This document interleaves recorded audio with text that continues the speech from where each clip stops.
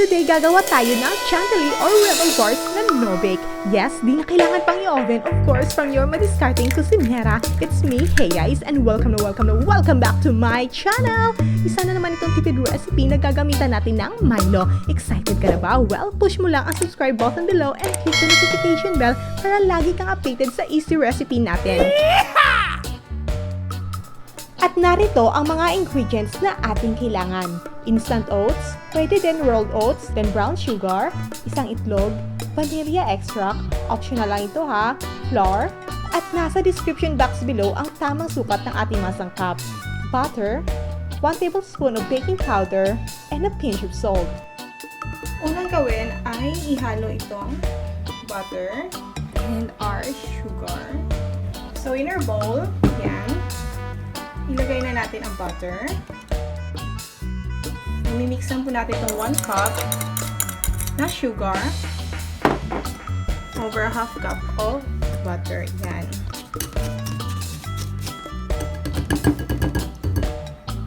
There it is, guys. Eventually, nag-blend din siya. Yan. Then, isift na natin ang flour.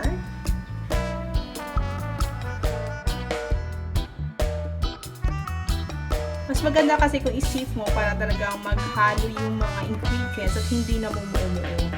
Then, ihalo na natin ang 1 tablespoon of baking powder. Then, a pinch of salt. At ilagay na natin ang rolled oats. Or instant oats, pwede din.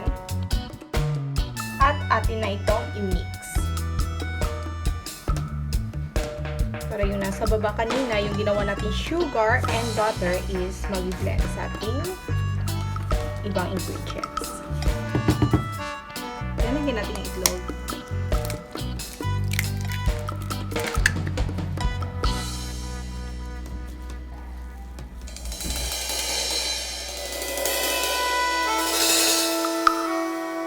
At ito ang mga ingredients na ating kailangan for our chocolate toppings. 1 cup of condensed milk, evap, yan, at 2 tablespoons of butter, 1/4 cup of cornstarch, and then 1/4 cup of MILO. Kung may cocoa powder po kayo, mas okay po yun. Sa ngayon kasi, marami akong stock ng MILO yan. Kaya gagamitin ko na lang to at imimix ko lang ng 1/4 teaspoon of Nescafe para mas maging strong yung chocolate flavor niya. There it is, guys, in our pan. First off is itong milk natin. Halo mo natin dito yung cornstarch natin.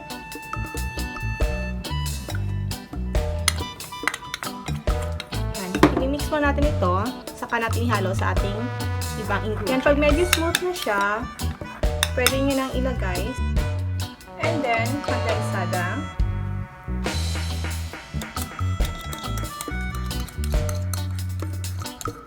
At ilalagay na natin ang ating MILO.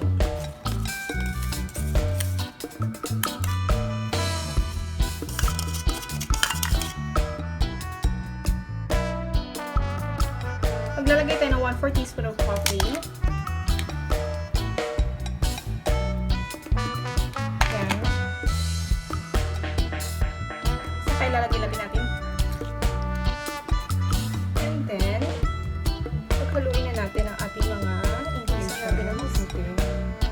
Yan. Pag na-mix na ng maputi, isi-simmer na natin. Then, lutuin na natin over low heat. Yan.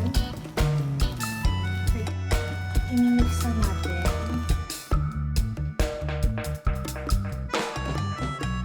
At ito na yung ating nagawa na chocolate toppings.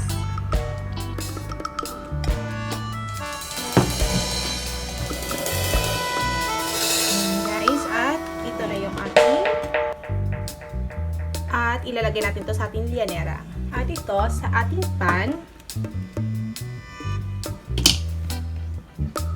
Pwede nyo lagyan ng parchment paper or i-grease nyo ng oil. Yan. Kung may trust issue kayo, kahit non-grease yung pan na ginamit natin is at ilalagay na natin ito.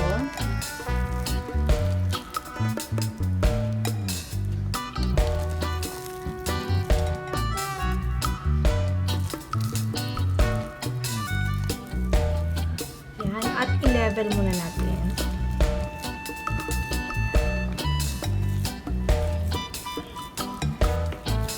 Yan.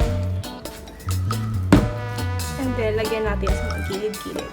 Saan yung kulang pa. Yan, ipantay lang po natin. Here it is, guys. And then, mag-iwan lang tayo ng konti for our toppings later. At ilalagay na natin ang ating chocolate toppings.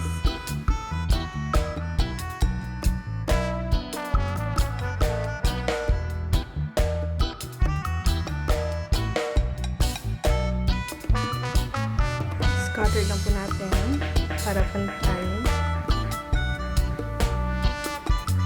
Next is ilalagay natin ito ng iwan na oat. Parang tayo ng konti. Yan. At ilalagay natin siya for topping. Konti-konti lang. Yan. Pa-flatten na natin.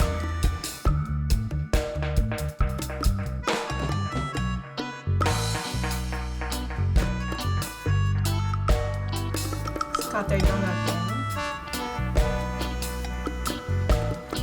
At least by section yun.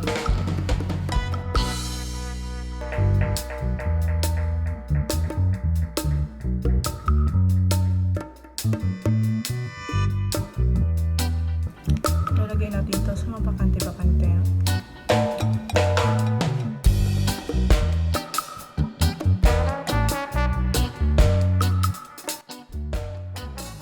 And there it is, guys. Atin na ito. Lang. Yan.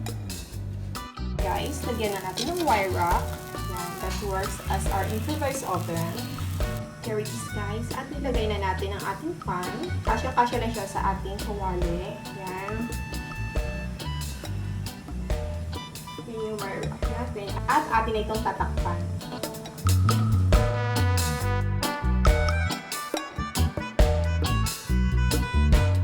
There it is, guys. Ito na ang ating Revel bar.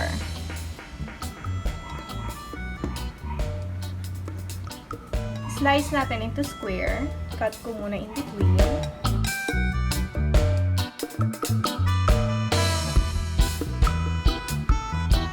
Talaga may volume siya, guys.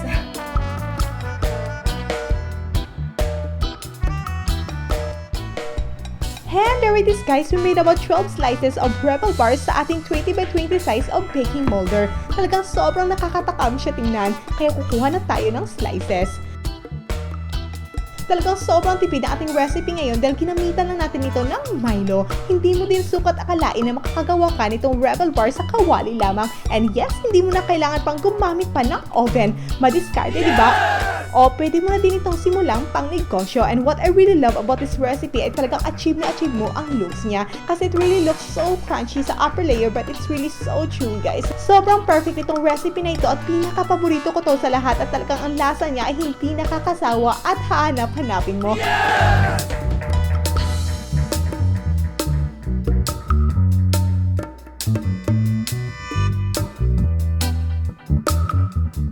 Next up is, gagawa tayo ng all-time favorite natin, ang cheese bar. No baking ito ha, sobrang dali din. Ano na, click na agad ang notification bell para ma-update kita sa next upload natin this weekend. Salamat muli sa inyong panunod. And again, it's me, Hey Guys, ang inyong madiskarteng kusinera.